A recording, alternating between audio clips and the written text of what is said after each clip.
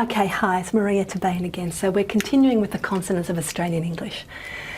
So we left off the last video where we were talking about voicing and how we write the voiceless sound on the left, which is the one that has no vibration of the vocal folds down here in the larynx. And the one on the right in any cell is voiced. So it actually has the vocal folds vibrating. I'll just put down my pens because I need to show you. These are the vocal folds as they're vibrating. Okay, they open and close. All right, so now what I didn't say is that m, n and ng are all voiced, okay? So all the other consonants in the chart are voiced, except for stops and fricatives, where we have voiceless versions as well in English, okay? And I'll rub this out soon, but stops and fricatives are a class of sounds, called obstruents, okay? They are obstruents. That's just a name for those, all right? Because they have the airflow obstructed in the oral cavity. It's either completely blocked off and not escaping anywhere, or there's a critical constriction, okay?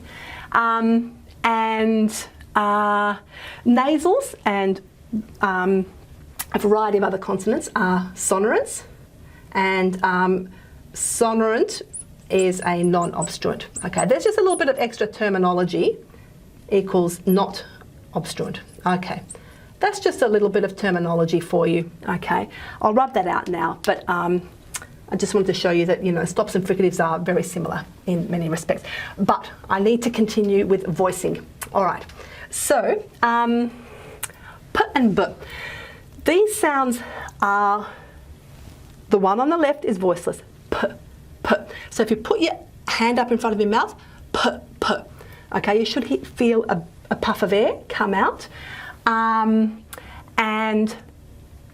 Whereas for b, you feel a puff of air, but it's really not as much, okay? So in theory, p is a voiceless sound and b is fully voiced. Now, b.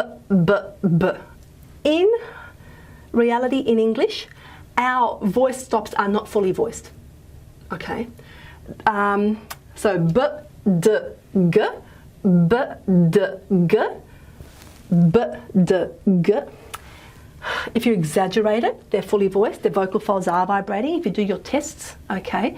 But in reality, most of the time, they're not fully voiced. But we're just going to ignore that, okay? We're going to call b voiced and p voiceless, d voiced and t voiceless, g voiced and k voiceless.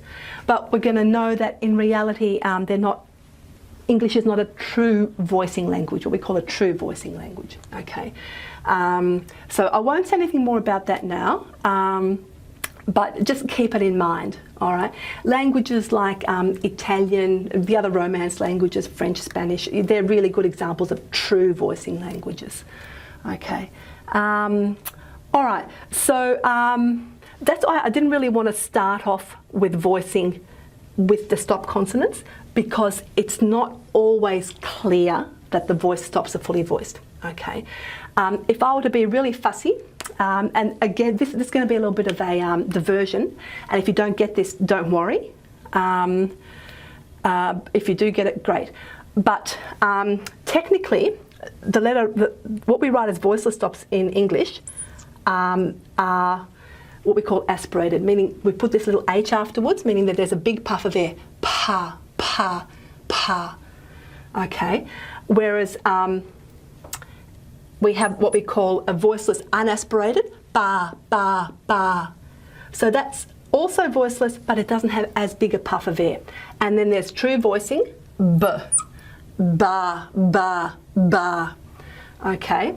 Now in a language like Thai, these would all be very different sounds, okay?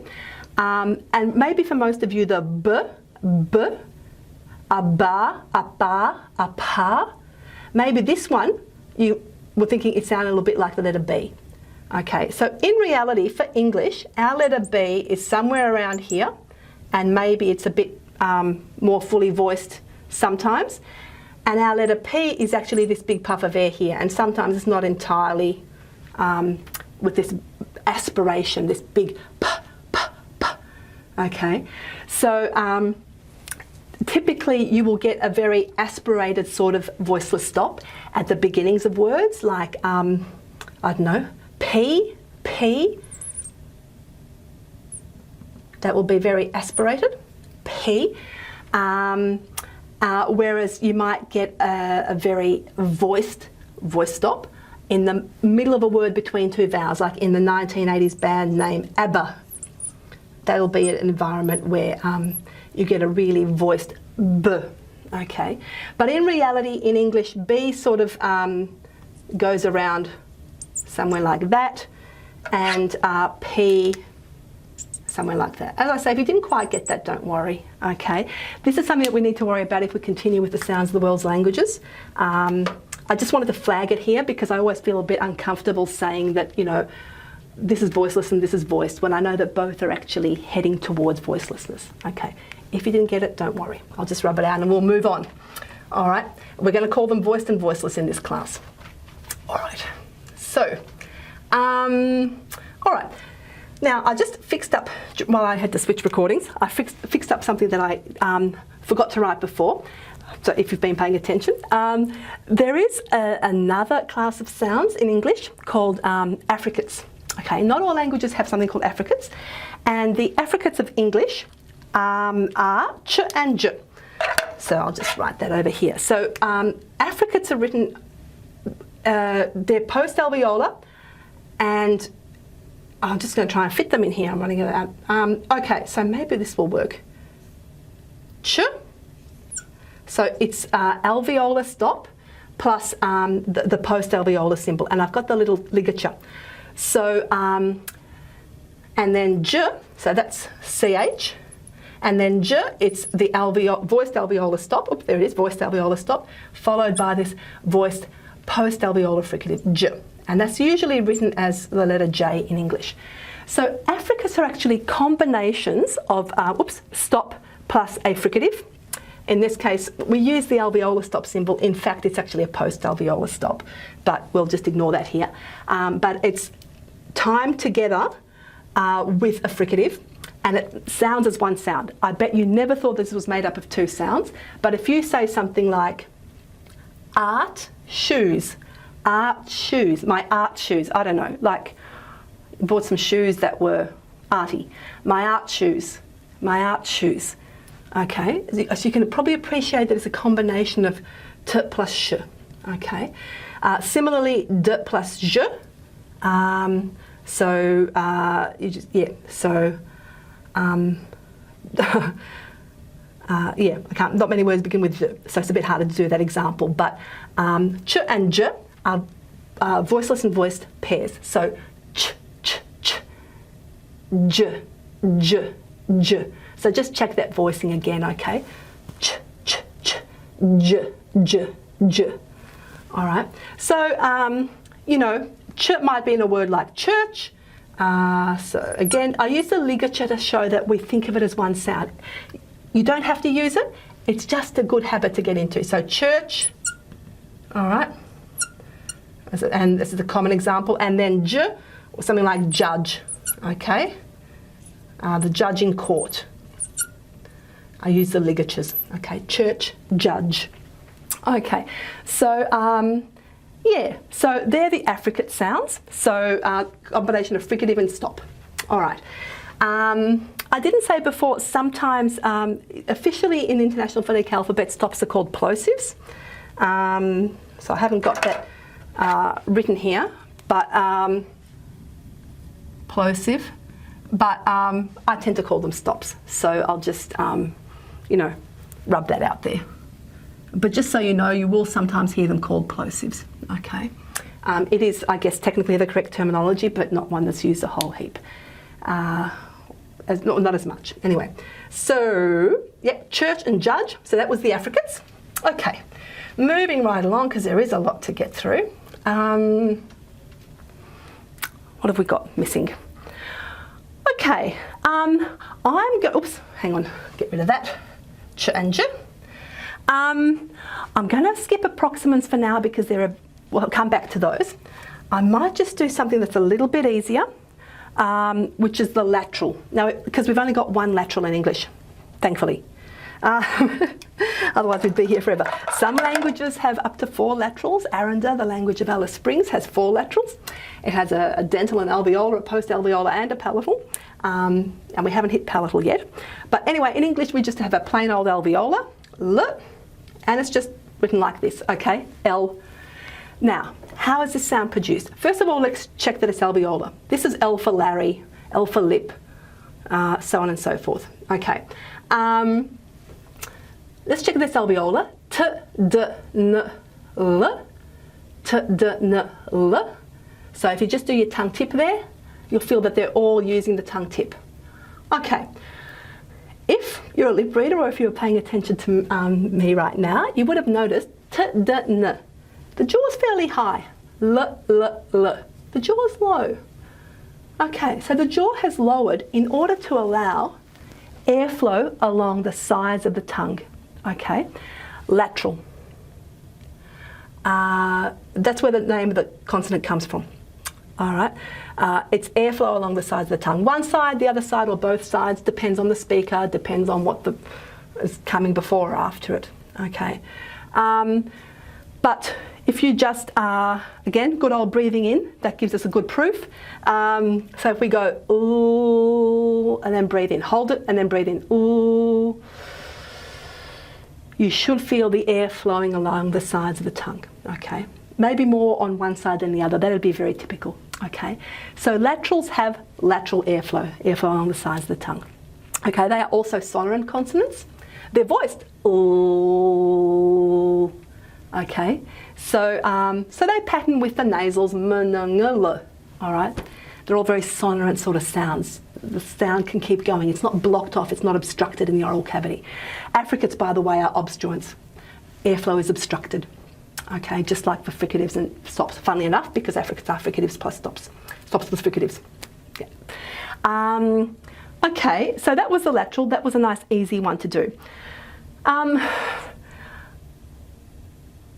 have to deal with approximants because, yeah, they're just a mixed bag. All right, so let's do it. Okay, so we saw that with stops, airflow was blocked off completely in the oral cavity. With fricatives, there was a critical constriction. Air was turbulent and we got noise. Shh. Okay. Approximants, the oral cavity is just a little bit more open, so that the air is flowing a little bit more freely, but not as much as it would for a vowel.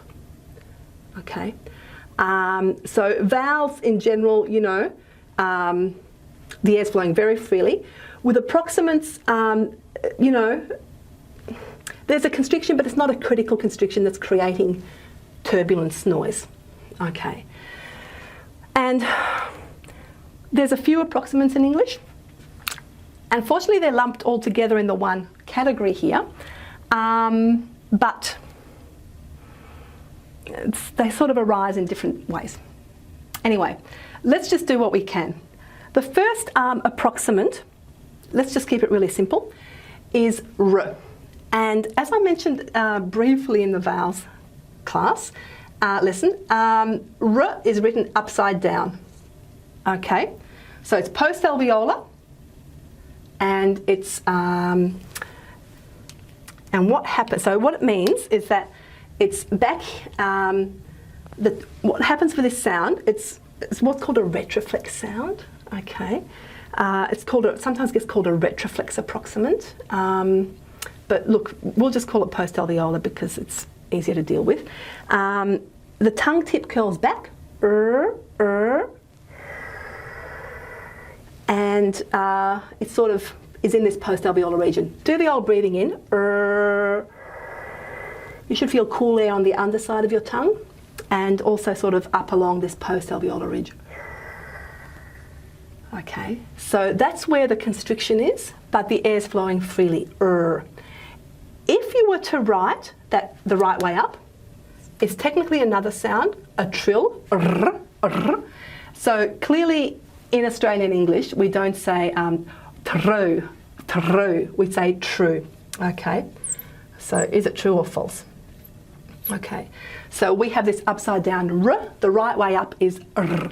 So we don't have that in Australian English, and so we'll just forget it. Okay, and it gets its own column in the International Phonetic Alphabet, the trills do.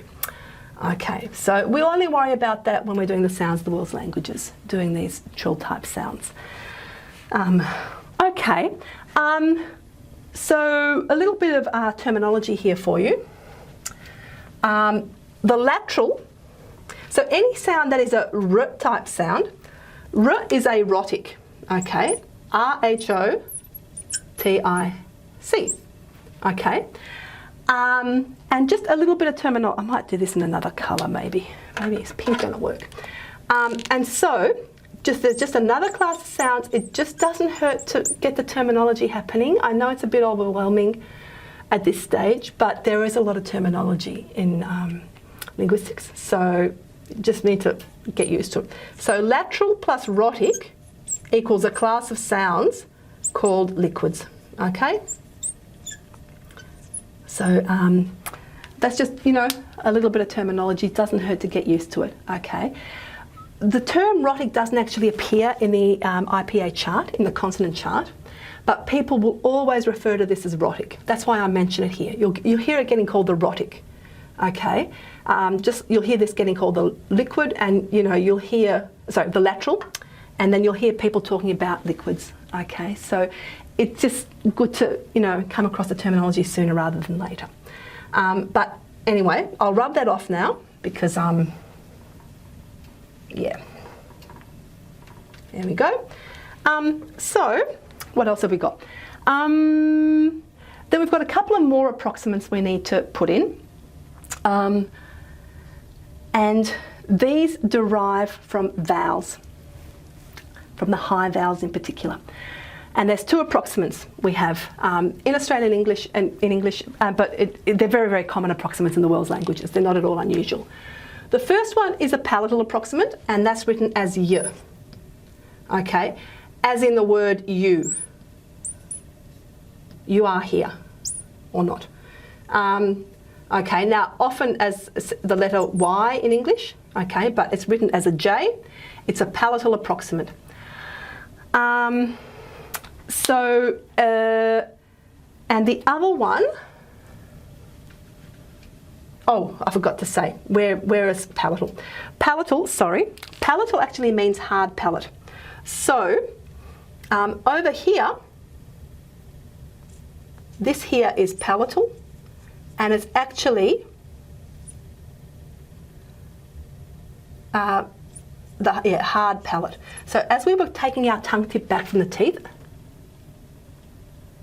I said at a certain point it stopped feeling bony and started feeling soft.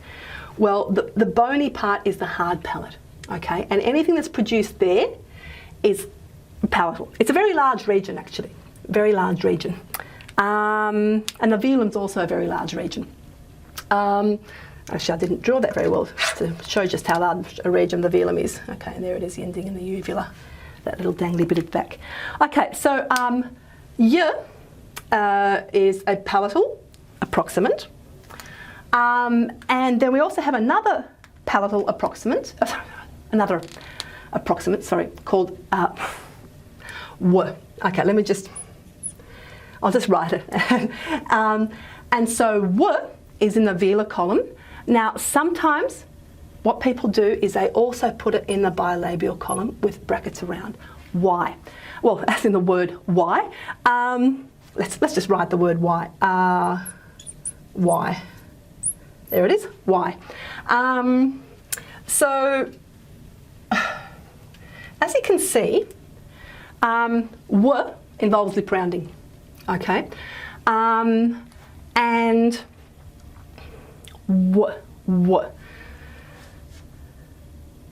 You might find it hard, so that's pretty obvious, you can see that. You might find it hard to believe that w has any sort of constriction in the velar region. It does.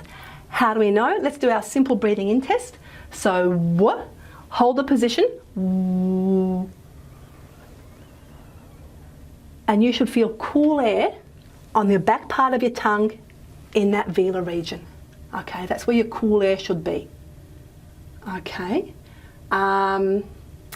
So, yep, it is velar. Y is palatal. Let's go y, and then we'll, you know, y, and then we breathe in. Y. And you should feel cool air all along that hard palate roof of the mouth. Okay. So, yeah. Again, now with this one, maybe I won't say that just yet. Maybe I'll say that afterwards. Oh, well, I'll do it now. You can do the k test. You can put k, and qu, as in quick. Q, what's your Q? Or a Q stick? Okay. Q, quick. K, qu. You can feel this is more forward and this is more back. Okay. Now remember, we did this test for vowels. Okay. Y and w, even though they get put in the approximants column, approximants row, more often than not, they will be called y and w. They'll be called semivowels or glides. Sometimes they get called glides as well because they're gliding. Okay, aya, awa. So how do we know that, why are they called semivowels? Okay, they are actually derived from the high vowels. High vowels are high in the vowel space. Semivowels, or approximants, are low in the consonant space. What you can do is you can go something like ah-ya, ah-ya, ah-ya.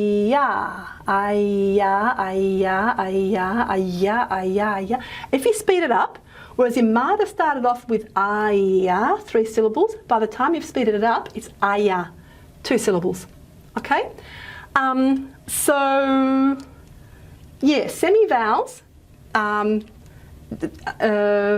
derived from the high vowels. Similarly, we can start with, I'll just rub it out and do it in a different colour. We can start with awa, the high back rounded vowel. Awa, awa, awa, awa, awa, awa, awa, awa. Eventually that u changes to a w. Okay, so the high back vowel, high back rounded vowel, has become a labiovelar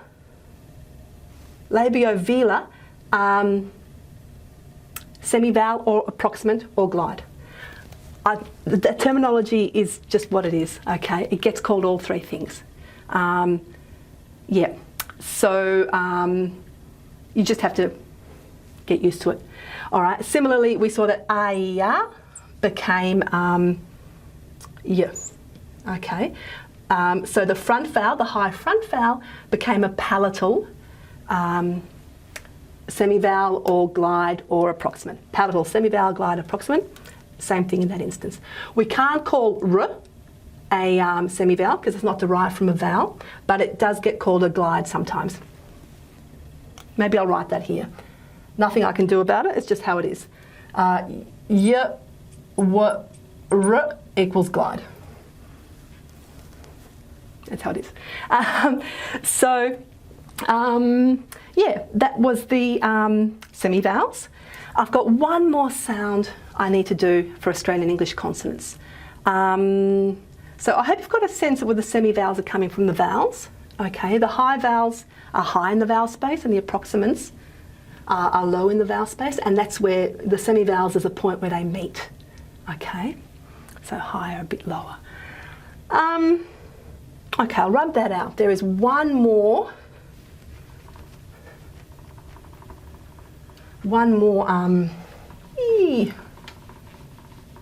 sound I need to do.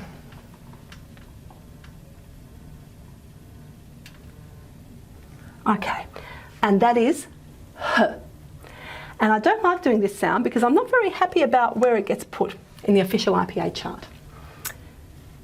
So it's over here. It's a glottal sound. So I'm going to write it here. It gets put in the fricative column. Oh goodness me, row. Fricative row. Now, if you remember, I said that fricatives involve a critical constriction in the oral cavity. Okay. H doesn't involve a critical constriction anywhere. Okay. H is what's called glottal. The glottis is the space between the vocal folds. Okay, so the vocal folds open and close normally. And a glottal, I like to put, personally, I would give it its own separate category. I wouldn't put it in this chart.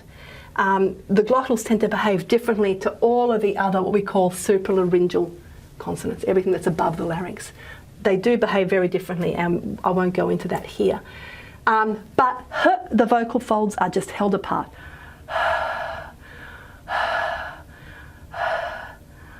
Sorry to sound a bit weird there, but they're not, there's no constriction. The air is just flowing freely. It is noisy, but its noise is just coming straight from the lungs. Okay, it's voiceless. I should have said that actually. It's a voiceless sound. All right. So because there's no vocal fold vibration, it is a voiceless sound.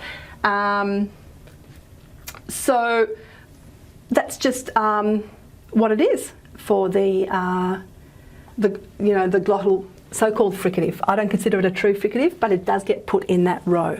I'd probably be more comfortable putting it in the approximant column, if it really has to go somewhere, because the vocal folds are held apart.